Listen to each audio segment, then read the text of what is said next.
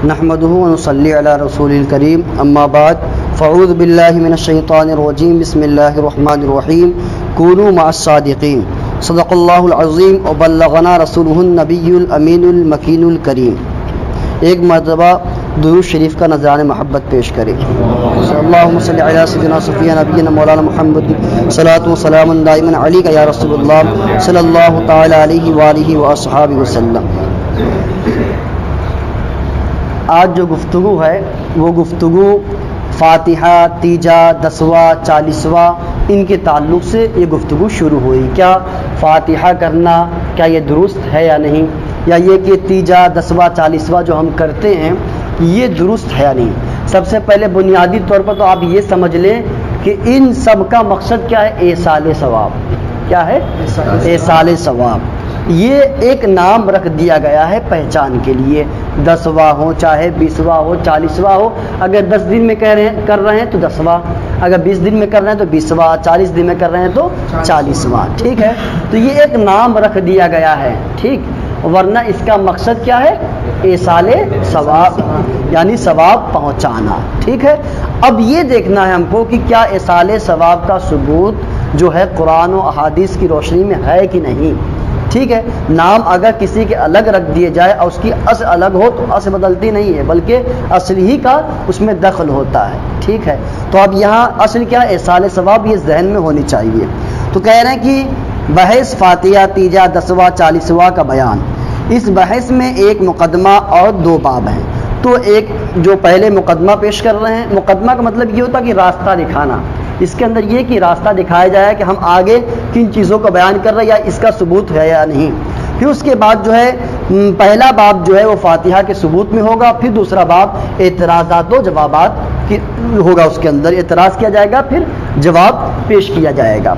تو کہہ رہے ہیں مقدمہ، بدنی اور مالی عبادات کا ثواب دوسرے مسلمان کو بخشنا جائز ہے اور پہنچتا ہے۔ پہلے تو یہ جانیں کہ اس کا لغوی معنی کیا ہے۔ تو ایصال کا لغوی معنی کیا ہے؟ پہنچانا۔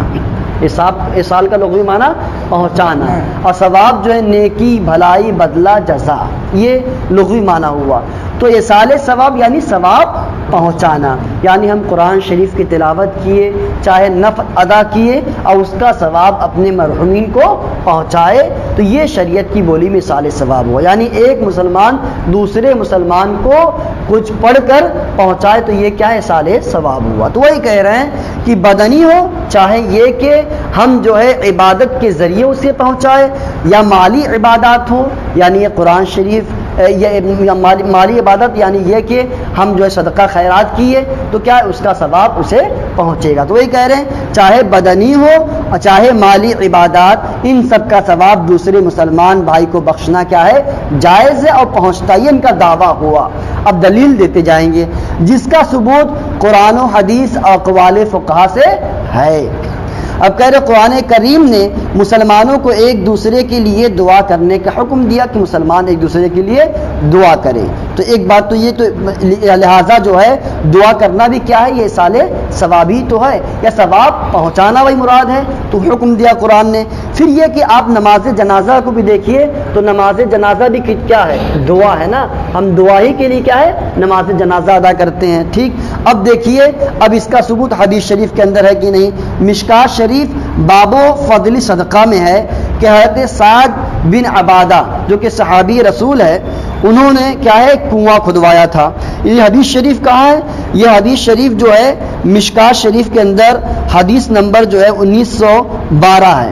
تو روایت ہے کہ حضرت سعد بن عبادہ، حضرت سعد بن عبادہ رضی اللہ تعالیٰ عنہ سے روایت ہے کہ انہوں نے فرمایا، یا رسول اللہ صلی اللہ تعالی وسلم، ان ام سعد، کہ ام سعد کا انتقال ہو گیا، یعنی سعد کی ماں کا انتقال ہو گیا ہے، پھر اس کے بعد ماں کا انتقال ہو گیا ہے۔ فَأَيُّ صَدَقَةٍ أَفْضَلُ، تو کون سا صدقہ جو ہے میری والدہ کو بہتر ہوگا، جو میں اگر پہنچاؤ تو انہیں پہنچے گا، کون سا افضل ہوگا؟ تو قال الماء، تو نبی کونین صلی اللہ علیہ وسلم نے ارشاد فرمایا پانی، کیا بہتر ہوگا؟ پانی۔ پھر اس کے بعد فحفر بئرا، تو اس کے بعد جو ہے کہ سعد بن عبادہ نے کیا ہے؟ کنواں کھدوایا۔ کیا کیا؟ کنواں کھدوایا۔ وقال، اور فرمایا، ہذہ لأم سعد، یہ کنواں سعد کے لیے ہے، سعد کی ماں کے لیے۔ اب دیکھیے اس حدیث شریف کے اندر صاف طور پر ہے کہ حضرت سعد بن عبادہ نے کنواں کھدوایا اور کیا فرمایا کہ یہ کنواں جو ہے سعد کے لیے، سعد کی ماں کے لیے ہے، یعنی اس سے جو پانی پیتے رہے گا اس کا ثواب میری والدہ کو پہنچتا رہے گا۔ پھر اگر لوگ کہتے ہیں، یعنی وہابی کہتا ہے کہ اگر کسی چیز کو کسی چیز سے نسبت کر دی جائے تو وہ حرام ہو جاتی ہے، مثلا یہ کہ ہم اگر غوث پاک کی طرف نسبت کر دیں کہ یہ فاتحہ غوث پاک کا ہے، یہ فاتحہ یہ کہ خواجہ غریب نواز کا ہے، تو وہ فوراً بول دیتا ہے کہ نسبت کرنے سے چیز حرام ہو جاتی۔ اب یہاں پہ غور کریں کہ حضرت سعد بن عبادہ نے اس کنویں کا پانی کس کی طرف نسبت کیا؟ اپنی والدہ کی طرف نسبت کیا کہ نہیں کیا؟ پھر اس کے بعد اس کنویں کا پانی خود کون پیے؟ نبی کونین صلی اللہ علیہ وسلم نے پیا، صحابہ کرام نے پیا، تمام اہل مدینہ نے پیا، ٹھیک ہے۔ اب اگر کسی چیز کو کسی چیز سے نسبت کرنے سے وہ چیز حرام ہو جاتی ہے تو معاذ اللہ، صد بار معاذ اللہ، کیا صحابہ کرام نے حرام پانی پیا؟ نبی نے حرام پانی پیا؟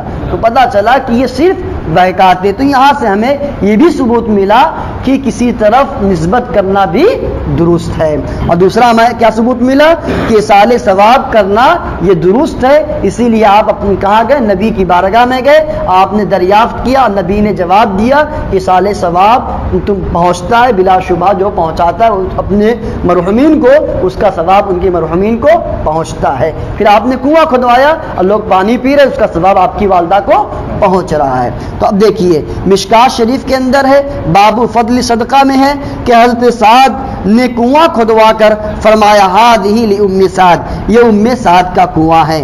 فقہا نے اصال ثواب کا حکم دیا اسی سے کہ درست ہے اصال ثواب کرنا، ٹھیک، یہ بات ہو گئی۔ تو حدیث شریف سے واضح طور پر ہے، اور قرآن کے اندر بھی کیا دعا کے لیے اللہ نے حکم دیا۔ اب دیکھیے ہاں بدنی عبادت میں نیابت جائز نہیں، یعنی یہ کہ اگر کوئی شخص کسی شخص سے کہے کہ تم میرے لیے ظہر کی نماز پڑھ لو، عصر کی نماز پڑھ لو، ٹھیک ہے، تو اس طریقے سے کرنا یہ درست نہیں ہے۔ تو یہ کہہ رہے کہ نیابت جو ہے وہ جائز نہیں، یعنی کوئی شخص کسی کی طرف سے نماز پڑھ دے تو اس کی نماز ادا نہ ہوگی، ہاں نماز کا ثواب بخشا جا سکتا ہے، نماز کا ثواب جو ہے وہ بخشا جا سکتا ہے، لیکن یہ کہ اس کی طرف سے نماز ادا کرے تو یہ درست نہیں ہے۔ مشکات باب الفتن باب الملاحم فصل 2 صفحہ نمبر 468 میں ہے کہ ابو ہریرہ رضی اللہ عنہ نے کسی سے فرمایا کہ من یضمن لی منکم ان یصلی فی مسجد الاشار رکعتین او رابعا ویقول هذه ابی ہریرہ، یعنی یہ حدیث شریف ہے، کہاں ہے یہ حدیث شریف؟ مشکات شریف کے اندر موجود ہے، اور حدیث نمبر ہے 5434، حدیث شریف نمبر 5434 ہے، یہ حدیث شریف ہے۔ تو حضرت ابو ہریرہ نے کسی شخص سے کیا فرمایا کہ من یضمن لی منکم، کہ تم میں سے جو شخص میری طرف سے ضامن ہو، کیا ضامن ہو؟ ان یصلی، کہ وہ نماز پڑھے، فی مسجد الاشار، کہاں؟ مسجد اشار میں، رکعتین او رابعا، 2 رکعت پڑھے چاہے 4 رکعت پڑھے، ویقول، اور کہے ہذہ ابی ہریرہ، یہ جو ہے ابو ہریرہ کے لیے ہے، یعنی اس کا ثواب ابو ہریرہ کے لیے ہے۔ اب دیکھیے جو کہتا ہے کہ ثواب پہنچانا درست نہیں ہے، اب دیکھیے اس حدیث شریف کے اندر اس کا بھی ثبوت ہے۔ صاحب کتاب فرماتے ہیں اس سے 3 مسئلے معلوم ہوئے۔ ایک یہ کہ عبادت بدنی یعنی نماز بھی کسی کے اصال ثواب کی نیت سے ادا کرنا جائز ہے، یعنی یہ کہ اگر ہم کسی کی طرف سے نماز نہیں بلکہ اس کو ثواب پہنچائے، اس کی نماز ہم نہیں پڑھ رہے ہیں بلکہ نماز پڑھ کر اس کو ثواب پہنچا رہے ہیں، تو یہ حضرت ابو ہریرہ نے کسی شخص سے فرمایا۔ تو اس مشکات شریف کی حدیث شریف کی روشنی میں یہ بات واضح ہو گئی کہ عبادت بدنی یعنی نماز پڑھ کر کسی کو اصال ثواب پہنچانا یہ درست ہے، ٹھیک، ایک بات یہ۔ اب دیکھیے اسے دوسرا فائدہ کیا ملا؟ دوسرے یہ کہ زبان سے ایصال ثواب کرنا کہ خدایا اس کا ثواب فلاں کو دے بہت بہتر ہے۔ کیوں؟ دیکھیے اسی حدیث شریف میں ہے کہ جو شخص ضامن ہو اب وہ نماز پڑھے مسجد اشعار میں 2 رکعت یا 4 رکعت، وَيَقُول اور کہے کہ یہ ابو ہریرہ کے لیے ہے۔ یہ کس کے لیے ہے؟ ابو ہریرہ کے لیے۔ تو زبان سے وہ کہہ رہا ہے کہ نہیں؟ زبان سے کہہ رہا ہے کہ نہیں؟ یہ وَيَقُول اور کہے، کیا کہے؟ یہ ابو ہریرہ ہے، اس کا ثواب ابو ہریرہ کے لیے ہے۔ اور ہم جب دعا کرتے فاتحہ میں تو کیا کہتے ہیں کہ ان سب کا ثواب جو ہے میرے فلاں مرحوم کو کیا ہے؟ پہنچا، فلاں مرحوم کو پہنچا۔ اب یہی فرماتے ہیں کہ دوسرا فائدہ اس سے کیا حاصل ہوا کہ زبان سے کہنا یہ کیا ہے؟ بہتر ہے۔ اور اس کا ثبوت کہاں سے ہے؟ یہ حدیث شریف سے ہے، مشکوٰۃ شریف کی حدیث شریف ہے۔ دوسرا فائدہ یہ ہوا۔ تیسرے یہ کہ برکت کی نیت سے بزرگان دین کی مسجدوں میں نماز پڑھنا باعث ثواب ہے۔ کہ اگر یہ کہ حدیث شریف میں فرمایا گیا ہے کہ اس کے اندر یعنی مسجد اشعار میں جو پڑھے گا وہ جو ہے شہدائے بدر کے ہم پلہ نہ ہوں گے، لیکن یہ کہ انہیں ثواب بہت زیادہ عطا کیا جائے گا۔ ٹھیک ہے، تو اس سے ایک بات یہ بھی ثابت ہوئی کہ بزرگان دین جس مسجد میں نماز ادا کرتے ہوں اس میں اگر ہم نماز پڑھیں تو یہ بھی برکت کی چیز ہے۔ اسی لیے آپ نے فرمایا حضرت ابو ہریرہ نے کہ جو اس مسجد میں نماز پڑھے یعنی مسجد اشعار میں پڑھے۔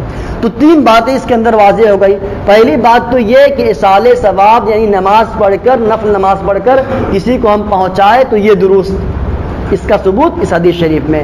دوسری بات یہ کہ زبان سے کہے تو یہ بہتر، اور تیسری چیز یہ کہ جس مسجد میں کوئی بزرگ نماز پڑھے اور برکت کے طور پر ہم پڑھیں تو وہ بھی درست۔ یہ 3 باتیں اس حدیث شریف سے نکلی۔ اب دیکھیے رہی عبادت مالی یا مالی و بدنی کا مجموعہ جیسے کہ زکوٰۃ اور حج، تو اس میں اگر کوئی شخص کسی سے کہہ دے کہ تم میری طرف سے زکوٰۃ دے دو تو دے سکتا ہے۔ یعنی یہ کہ رہی عبادت مالی، تو عبادت مالی کیا ہے؟ یعنی زکوٰۃ جو عبادت مالی یعنی ہم اپنے مال کو کیا ہے زکوٰۃ کے طور پر دے رہے ہیں اور اس کا ثواب مل رہا ہے۔ پھر یہ کہ حج جو ہے اس کے اندر عبادت مالی بھی ہے اور بدنی بھی ہے، یعنی ہم طواف کرتے ہیں تو بدن کے ذریعے ہم پیسہ خرچ کرتے ہیں، اس کے علاوہ یہ کہ ہم وہاں پہ ذبح کرتے ہیں، تو یہ کیا اس کا عبادت مالی بھی ہے بدنی بھی ہے۔ تو اب کہہ رہے کہ اگر کوئی شخص کسی سے کہہ دے کہ تم میرے طرف سے زکوٰۃ دے دو تو دے سکتا ہے۔ اور اسی طریقے سے اگر صاحب مال میں حج کرنے کی قوت نہ رہے، یعنی کہ صاحب مال تو ہے، حیثیت تو ہے کہ حج کرنے جا سکتا ہے، لیکن اس کے اندر طاقت نہیں ہے تو دوسرے سے حج بدل کرا سکتا ہے، یعنی دوسرا جا کے حج کر لے تو اسے بھی ثواب ملے گا اور اسے بھی ثواب ملے گا۔ لیکن ثواب ہر عبادت کا ضرور پہنچتا ہے۔ اگر میں کسی کو اپنا مال دے دوں تو وہ مالک ہو جائے گا، اسی طرح یہ بھی۔ ہاں فرق یہ ہے کہ مال تو کسی کو دے دیا تو اپنے پاس نہیں رہا، مال کسی کو دے دیا تو اپنے پاس نہ بچا، اگر چند کو دیا تو تقسیم ہو کر ملا، یعنی اگر ہم 10,000 ہے تو 5,000 کو دیے، 5,000 کو دیے، تقسیم ہو کر ملا۔ مگر ثواب اگر سب کو بخش دیا سب کو پورا ملا، سب کو پورا ملا، اس میں کوئی کمی زیادتی نہیں۔ اب دیکھیے خود بھی محروم نہ رہا، جیسے کہ کسی کو قرآن پڑھایا تو سب کو پورا قرآن آ گیا اور پڑھانے والے کا جاتا نہ رہا، یعنی پڑھانے والے کو بھی ثواب ملتا رہا اور پڑھنے والے کو بھی ثواب ملتا رہا۔ یہاں تک تو یہ ایک مفہوم بیان کیا گیا کہ عبادت مالی ہو چاہے بدنی ہو، اس کا ثواب اگر ہم اپنے مرحومین کو پہنچائے تو اس کا ثواب پہنچتا ہے۔ یہ بات یہ ہوئی۔ اب دیکھیے جو وہ اعتراض کرتا ہے وہاں بھی اس کا اعتراض اور پھر اس کا جواب دیکھیے۔ شامی جلد اول بحث دفن میت، اسی لیے نابالغ بچے سے ہدیہ لینا منع ہے، یعنی یہ کہ اگر نابالغ بچہ ہو تو اگر وہ اپنی چیز کسی کو دے دے تو وہ اس کی ملکیت میں وہ چیز نہیں ہو پائے گی، کیونکہ اس کا وہ نابالغ بچہ خود ہی مالک نہیں ہے بلکہ اس کے والدین مالک ہے۔ لہٰذا اگر کوئی نابالغ بچہ ہے اور کہہ دے کہ یہ میری چیز لے لو تو وہ کیا ہے درست نہیں ہے، بھلے ہدیہ کے طور پر دے۔ مگر ثواب لینا اس سے جائز ہے. یعنی یہ کہ وہ کچھ قرآن شریف کی آیت کریمہ پڑھا اور اس کا ثواب پہنچا دے یا آپ کو آپ کی مرحومین کو دے ثواب پہنچا دے تو یہ درست ہے. اب دیکھیے بعض لوگ کہتے ہیں کہ ثواب کسی کو نہیں پہنچتا، یعنی وہابی دیوبندی کہتا ہے کہ ثواب کسی کو نہیں پہنچتا. کیوں؟ اب دیکھیے دلیل دیتا ہے کیونکہ قرآن کریم میں ہے لہا ما کسبت وعلیہا ما اکتسبت، ہر نفس کے لیے وہی مفید و مضر ہے جو اس نے خود کر لیا. اب دیکھیے وہ کہتا ہے قرآن شریف میں لہا ما کسبت وعلیہا ما اکتسبت، یعنی ہر نفس کے لیے، ہر شخص کے لیے، ہر آدمی کے لیے وہی چیز مفید ہوگی، فائدے مند ہوگی یا نقصان دہ ہوگی جو اس نے خود کیا ہے، جو اس نے خود کیا ہے. ایک اعتراضی ہے. اور کہتا ہے نیز قرآن کریم میں لیس للانسان الا ما سعی، انسان کے لیے نہیں ہے مگر وہ جو خود کرے.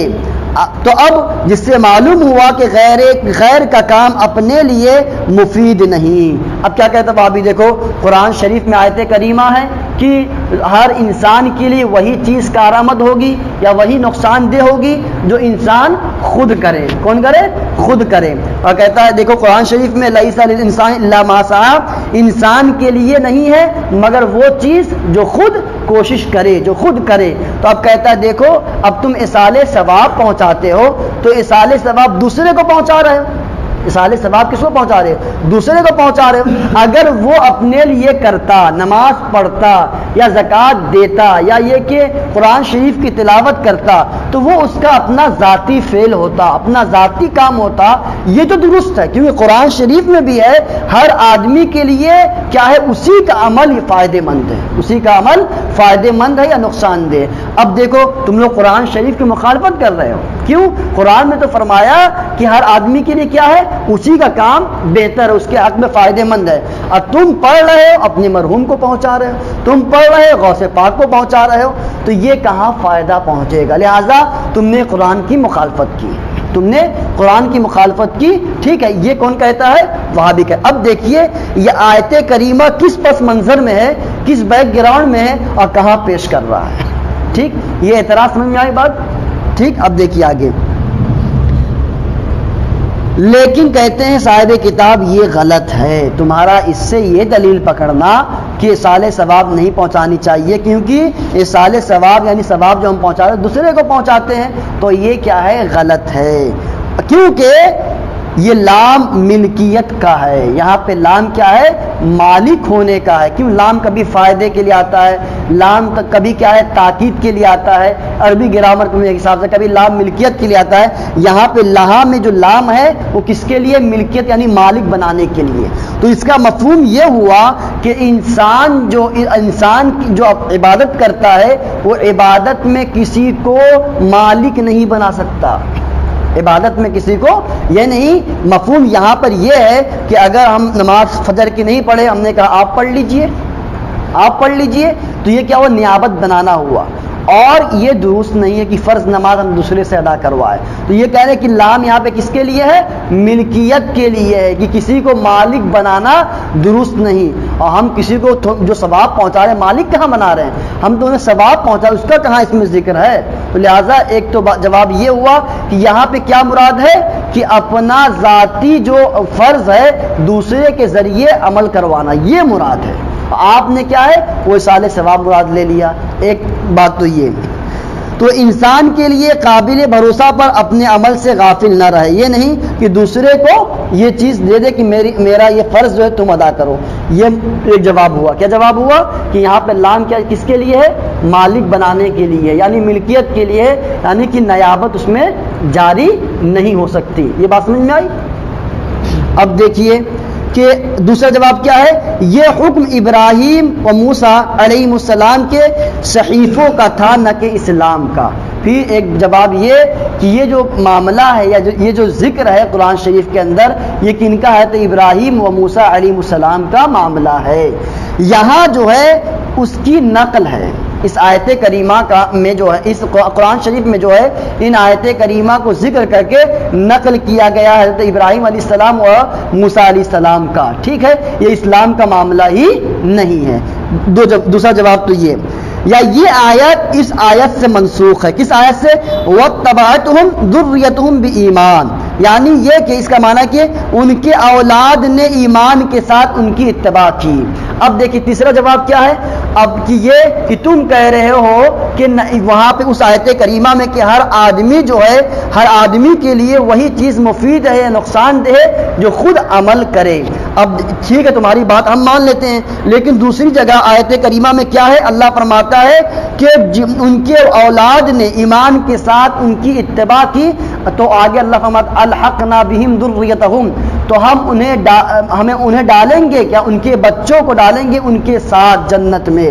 اب دیکھیے کہ وہاں پہ یہاں آیت کریمہ کیا کہہ رہی ہے کہ جو لوگ ایمان کے ساتھ، یعنی جن کی اولاد جو ایمان کے ساتھ دنیا سے رخصت ہوئے، ایمان کے ساتھ دنیا سے رخصت ہوئے، اگر وہ مومن ہیں ان کے بچے، تو اللہ فرماتا ہے کہ ہم ان کو ان کے والدین کے ساتھ کہاں رکھیں گے؟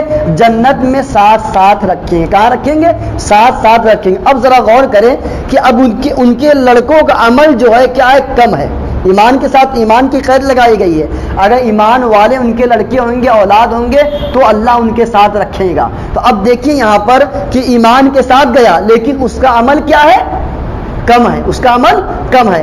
تو اب تو حق یہ تھا کہ اس کے عمل کے حساب سے جنت میں اس کے ابو کا درجہ اعلیٰ ہے، اس کے والدین کا درجہ اعلیٰ ہے، لیکن اعلیٰ کو جو اعلیٰ کے ساتھ میں ادنا کو اللہ تبارک و تعالیٰ رکھ رہا ہے نا ادنا کو. اور یہ بچے جو ہیں ان کے ادنے درجے میں ہیں، لیکن اعلیٰ کے ساتھ ملا رہا ہے. اب دیکھیے یہ آیت کریمہ یہ کہہ رہی ہے، اور تم کہہ رہے ہو کہ ہر نفس جو ہے اپنے فائدے کا خود ذمہ دار ہے، جو خود عمل کیا اسی کے ذریعے اس کو فائدہ ملے گا. لیکن یہاں تو برعکس ہو رہا ہے. یہاں تو عمل کیا نہیں، عمل تو اپنے والدین کے مطابق تو کیا نہیں، لیکن اس کے باوجود بھی اپنے والدین کے ساتھ جنت میں رہ رہا ہے کہ نہیں؟ تو پتا چلا کہ اس آیت کریمہ میں اس آیت کریمہ میں کیا ہے؟ اختلاف ہو گیا. ظاہر یہی لگ رہا ہے اختلاف ہو گیا. تو بتایا جاتا یہ مفسر یہ فرماتے ہیں، عبداللہ ابن عباس خود فرماتے ہیں کہ یہ آیت کریمہ ناسخ ہے، وہ منسوخ ہے. یعنی ناسخ منسوخ کیا ہوتا ہے؟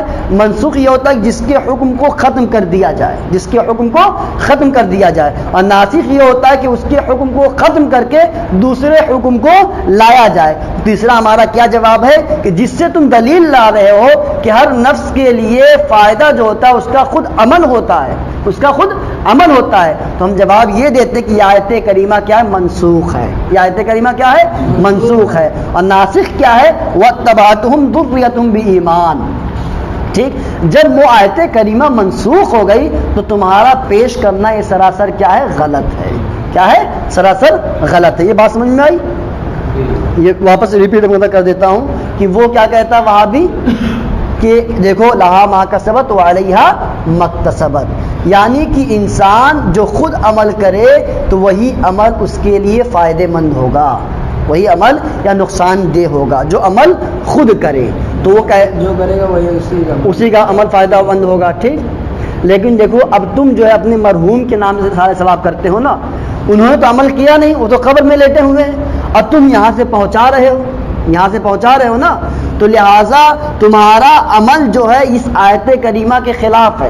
آیت کریمہ کیا کہہ رہی ہے کہ ہر شخص کے لیے فائدہ مند کیا ہوگا؟ جو وہ عمل کرے گا. اور تمہارے مرحوم قبر میں لیٹے ہوئے تم ثواب پہنچا رہے ہو، انہوں نے تو کیا نہیں، لہٰذا اس آیت کریمہ خلاف ہوا نا، ہوا نا خلاف. یہ اعتراض سمجھ میں آیا؟ تو خلاف ہوا. تو اس کا جواب ہم کیا دیں گے؟ پہلا جواب تو یہ کہ یہ آیت کریمہ جو ہے اس میں لام جو ہے ملکیت کا ہے، لام جو ہے ملکیت کا، یعنی نیابت جاری نہیں کر سکتے. دوسری بات یہ کہ حضرت ابراہیم و حضرت موسیٰ علیہ السلام کی صحیفوں میں تھا، اسلام میں ایسا نہیں ہے. اور سب سے بڑی دلیل کیا؟ یہی یاد رکھیے، ان دونوں کو چھوڑیے، سب سے بڑی دلیل یہ کہ دیکھو قرآن شریف میں کیا ہے؟ وَاتَّبَعَتْهُمْ ذُرِّيَّتُهُمْ بِإِيمَانٍ، ان کی اولاد ایمان کے ساتھ جو ہے ان کی اتباع اگر کی، یعنی کہ والدین کی اتباع کی ان کے بچوں نے، تو کیا ایمان کے ساتھ اتباع کی؟ تو اب یہ ہے کہ اللہ فرماتا ہم ان کے ساتھ جنت میں رکھیں گے. اب دیکھیے بچوں کا عمل یا والدین کا عمل آگے پیچھے ہے نا، لیکن اللہ فرماتا دونوں کو ساتھ میں رکھیں گے، دونوں کو ساتھ میں رکھیں. اب تم کہہ رہے ہو اس آیت کریمہ میں کہ اس کا عمل ہی فائدہ دے گا. یہاں تو برعکس ہو رہا ہے, یہاں تو الٹا ہو رہا ہے نا, یہاں تو الٹا ہو رہا ہے, کیونکہ جنت جو دونوں ساتھ میں رہ رہے ہیں وہ ایک دوسرے کے بدلے رہ رہے ہیں, ایک دوسرے کے بدلے میں رہ رہے ہیں. تو یہاں پہ اس کے خلاف ہو گیا. تم کہہ رہے ہو کہ فائدہ وہی عمل دے گا جو انسان کرے گا, یہاں پہ برعکس ہو گیا. تو پتا چلا کہ یہ آیت کریمہ جو پہلی بیان کیا گیا آیت کریمہ وہ منسوخ ہے, اس کا حکم جو ہے ختم کر دیا گیا, اس کا حکم جو ہے ختم کر دیا گیا ہے. لہٰذا تمہارا اس آیت کریمہ سے دلیل پیش کرنا یہ کیا ہے, سراسر غلط ہے, اور یہ ناسخ ہے, لہٰذا اسی کا حکم مانا جائے گا. ٹھیک ہے, تو اب دیکھیے وَاتَّبَعَتْهُمْ ذُرِّيَّتُهُم بِإِيمَان, یہی عبداللہ ابن عباس یعنی جو صحابی رسول ہے, پہلے مفسر قرآن ہے رضی اللہ تعالیٰ عنہ, تو ان کا بھی یہی قول ہے کہ یہ آیت کریمہ ناسخ ہے, وہ منسوخ ہے. اسی لیے مسلمانوں کے بچے ماں باپ کے طفیل جنت میں جائیں گے, ماں باپ کے طفیل جنت میں جائیں گے, یعنی ان کے ساتھ میں جنت میں رہیں گے. اب دیکھیے بغیر عمل درجات پائیں گے. دیکھو جمل و خازن, یا یہ آیت بدنی اعمال میں نیابت کی نفی کرتی ہے. یعنی جو آیت کریمہ تم پیش کر رہے ہو یہ کیا بدنی اعمال میں کیا ہے, نیابت کی نفی کرتی ہے, یعنی کہ آپ کسی کو نیابت نہیں دے سکتے کہ ہماری طرف سے نماز پڑھ لو, یہ بات. اسی لیے ان میں کسب و سعی کا ذکر ہے, نہ کہ ہبا کے ثواب کا, یا یہ ذکر عدل ہے اب وہ فضل. ایک تو بات یہ کہ یہاں پر اسی لیے اس میں کیا ہے, کسب و سعی یعنی کوشش کرنے کا ذکر ہے, نہ کہ ہبا کا. یہاں پہ کوشش, اگر انسان کوشش کرے گا, یہ فرض نماز پڑھے گا تو اس سے فرائض ساقط ہوں گے, لیکن اس سے یہ لینا کہ ثواب نہیں پہنچے گا, تو یہ سراسر کیا ہے, غلط ہے. اب دیکھیے غرض یہ کہ اس کی بہت توجیحات ہیں. اب دیکھیے فاتحہ, تیجا, دسواں, چالیسواں وغیرہ اسی ایصال ثواب کی شاخیں ہیں. کیا ہے, ایصال ثواب کی شاخیں. ان کا مقصد کیا ہے, ایصال ثواب.